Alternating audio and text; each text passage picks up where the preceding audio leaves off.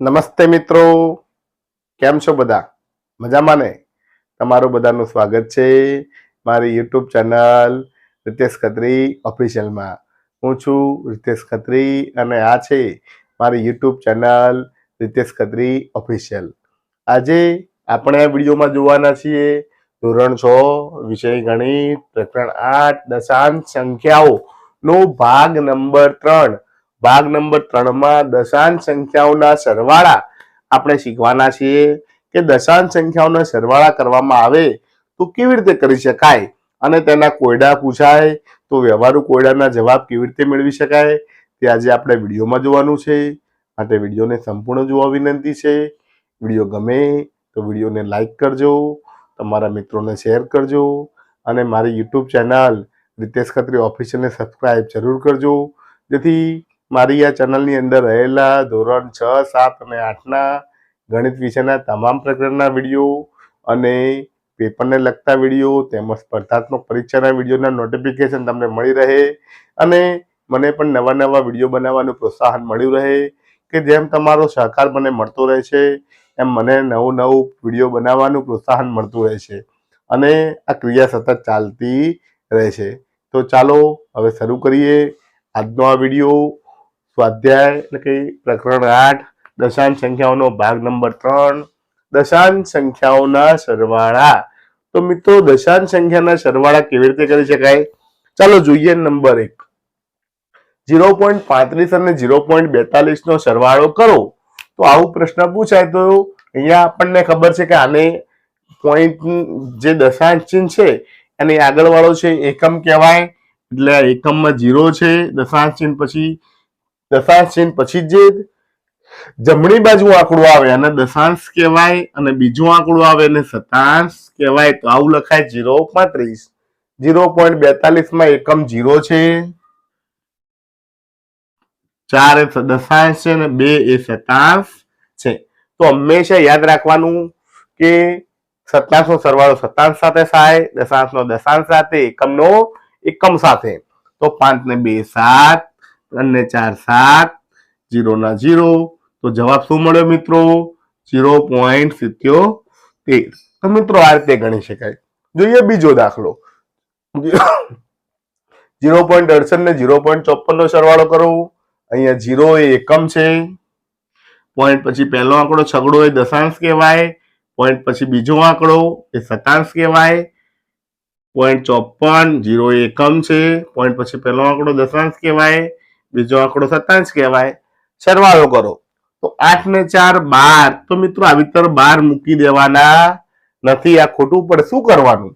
જેમ આપણે સાદી રીતે કરીએ છીએ એમ 12 નો બગડો વધી 1, વધી ક્યાં જાય? દશાંશ ઉપર જાય. હવે સરવાળો કરો. 6 અને વધી 1 7, 7 ને 5 12. તો અહીંયા પણ 12 મૂકવાના નથી, 12 નો બગડો આવશે અને વધી 1 એકમ ઉપર જશે. જેમ જેમ વધી આવે એમ આગળ મોકલવાની છે. 1 અને 0 0 એટલે 1. તો જવાબ શું આવ્યો મિત્રો? 1.22. તો મિત્રો આ રીતે સરવાળા કરી શકાય છે. થોડાક વધુ દાખલા જોઈએ એટલે તમને થોડીક વધુ પ્રેક્ટિસ થશે કે 0.29 વત્તા 0.36. તો મિત્રો આ રીતે લખવાનું છે. જો 0.29 વત્તા 0.36. હવે ખાના પાડવાની જરૂર નથી, માત્ર યાદ રાખવાનું દશાંશ ચિહ્નના નીચે એક્ઝેક્ટ દશાંશ ચિહ્ન આવવું જોઈએ. સરવાળો કરો. 9 ને 6 15 નો પાંચડો વધી 1, 2 ને 1 3, 3 ને 3 6, 0 ના 0, દશાંશ નું દશાંશ. જવાબ આવ્યો 0.65. બીજો દાખલો જોઈએ. 0.7 ગુણ્યા વત્તા 0.8.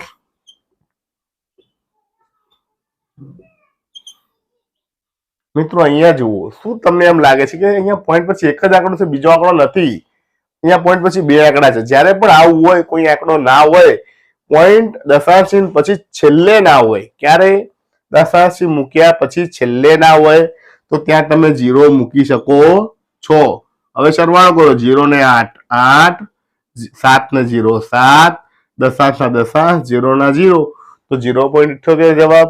અહીંયા ધ્યાન શું રાખવાનું મિત્રો કે પોઈન્ટ પછી એક આંકડો દશાંશ છે ને પોઈન્ટ પછી એક આંકડો દશાંશ છે, માટે 7 નો સરવાળો 0 સાથે જ થાય. દશાંશ નો સરવાળો હંમેશા દશાંશ સાથે થાય. ત્રીજો દાખલો 1.54 વત્તા 1.80, તો એનો સરવાળો આમ થશે 1.54 વત્તા 1.80, સરવાળો કરો 4 ને 0 4, 8 ને 5 13 નો તગડો વધી 1, દશાંશ નો દશાંશ 1 2 અને 3, તો જવાબ આવ્યો 3.34. જોઈએ ચોથો દાખલો 2.66 વત્તા 1.85, તો લખો 2.66 વત્તા 1.85, સરવાળો કરીએ 6 ને 5 11 નો એકડો વધી 1, 6 ને 1 7, 7 ને 8 15 નો પાંચડો વધી 1, દશાંશ નો દશાંશ 2 ને 1 3 ને 1 4, તો લખાશે 4.51. તો મિત્રો ખૂબ જ સરળ દાખલા છે. સાદા ગુણ સરવાળા જેમ કરીએ એમ જ ગણાય છે. માત્ર દશાંશ ચિહ્ન મૂકવામાં ધ્યાન રાખવાનું છે કે દશાંશ ચિહ્ન નીચે દશાંશ ચિહ્ન આવે અને જવાબમાં પણ ત્યાં જ નીચે દશાંશ ચિહ્ન આવે, તો કોઈ પણ દાખલામાં ભૂલ પડશે નહીં. તો મિત્રો આ હતા સાદા દશાંશ ચિહ્નના સરવાળા. હવે જોઈએ વ્યવહારુ કોયડા. ત્યાં સુધી જોતા રહો મારો વિડીયો. આભાર. નમસ્તે મિત્રો. હવે જોઈએ વ્યવહારિક કોયડાના દાખલા કે વ્યવહારુ કોયડાની અંદર દશાંશ સંખ્યાનો સરવાળો કેવી રીતે કરી શકાય છે. જોઈએ ઉદાહરણ નંબર 2.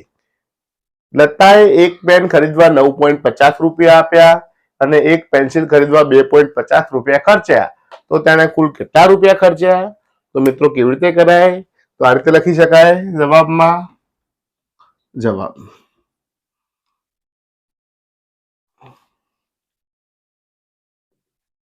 પેન ખરીદવા આપેલ રૂપિયા બરાબર 9.50 રૂપિયા અને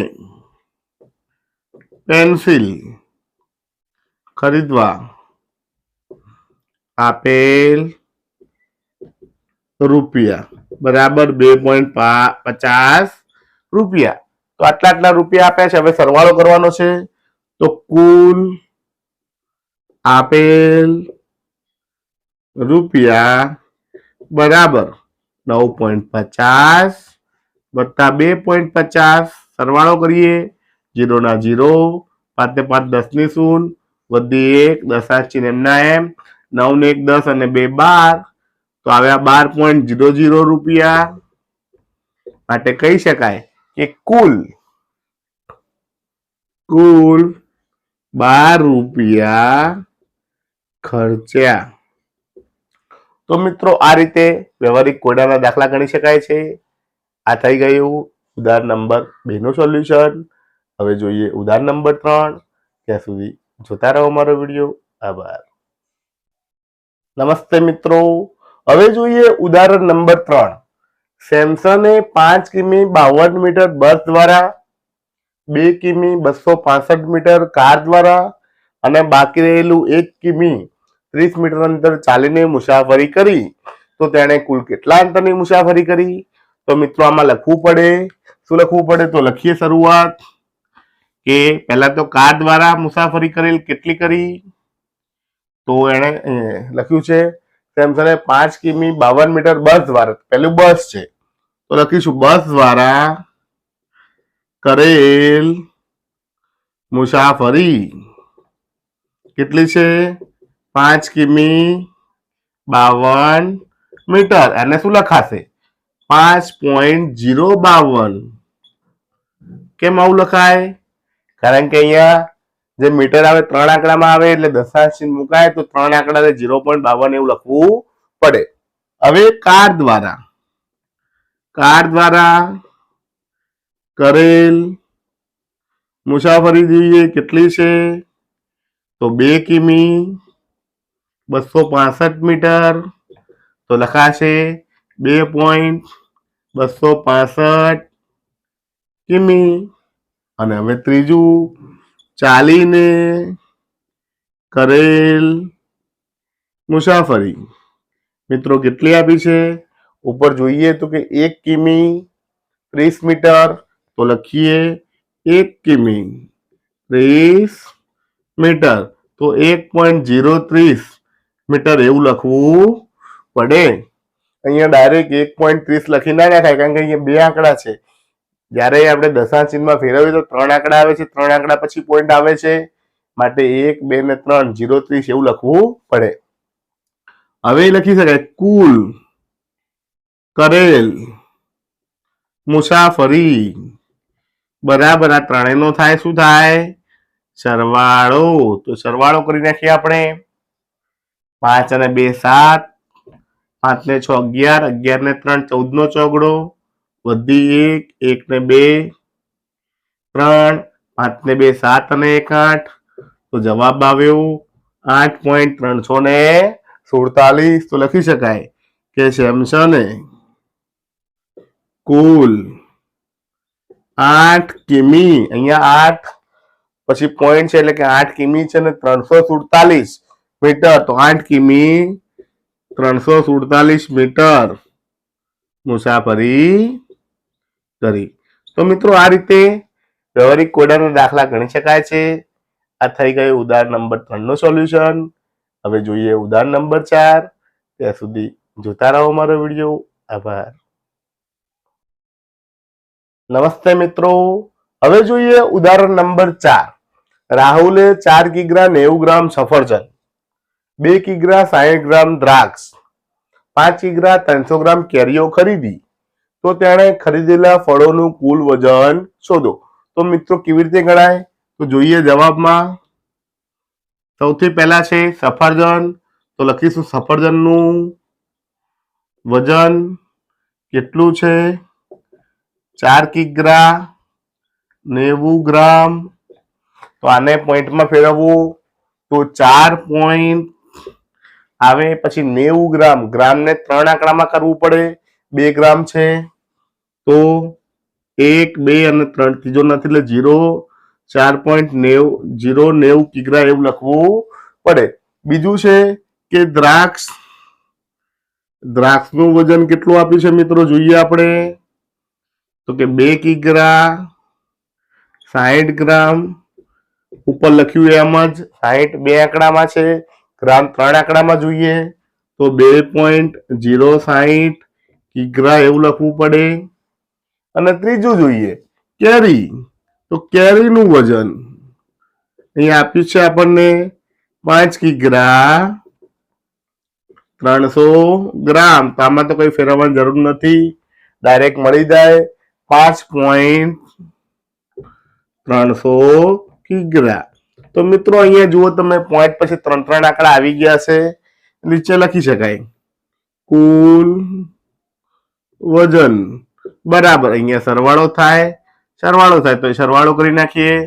0 ના 0, 9 ને 6 15 નો પાંચડો વધી 1, 1 અને 0 0 એટલે 1 ને 0 1, 1 ને 0 1, 1 ને 3 તો 4, દશાંશ ના દશાંશ, 4 ને 2 6 ને 5 11, 11.450 કિગ્રા.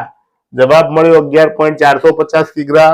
તો લખી શકાય કે તેણે ખરીદેલા ફળોનું કુલ વજન 11.400 આવ્યું તો એવું લખી શકાય 11 કિગ્રા 450 ગ્રામ છે.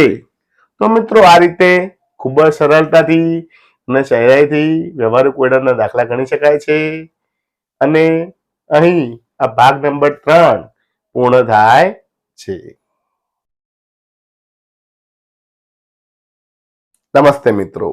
તો આજે આપણે આ વિડીયોની અંદર જોયું ધોરણ 6 વિષય ગણિત પ્રકરણ 8 દશાંશ સંખ્યાઓનો ભાગ નંબર 3 જોયો. ભાગ નંબર 3 ની અંદર દશાંશ સંખ્યાઓના સરવાળા જોયા. સહેલાઈ સાદા અને સહેલાઈથી ગણી શકાય તેવા દશાંશ સંખ્યાના સરવાળા જોયા. ત્યારબાદ વ્યવહારુ કોયડાના દાખલા જોયા. તો આના આધારે તમને દશાંશ સંખ્યાઓના સરવાળા કરતા આવડ્યું હશે અને આના આધારે આપણે આગળના સ્વાધ્યાય 8.3 નું સોલ્યુશન પણ કરવાના છીએ. તો તમને મારો આ વિડીયો ગમ્યો હોય, એક સારું લાગ્યું હોય તો મારા વિડીયોને જરૂરથી લાઈક કરજો, તમારા મિત્રોને શેર કરજો અને મારી યુટ્યુબ ચેનલ રીતેશ ખત્રી ઓફિશિયલને સબસ્ક્રાઇબ જરૂર કરજો, જેથી મારા આવનારા વિડીયોના નોટિફિકેશન તમને મળી રહે અને મને પણ નવા વિડીયો બનાવવાનું પ્રોત્સાહન મળ્યું રહે. તો વિડીયો જોવા માટે આપ સૌનો આભાર. જય હિન્દ, જય ભારત.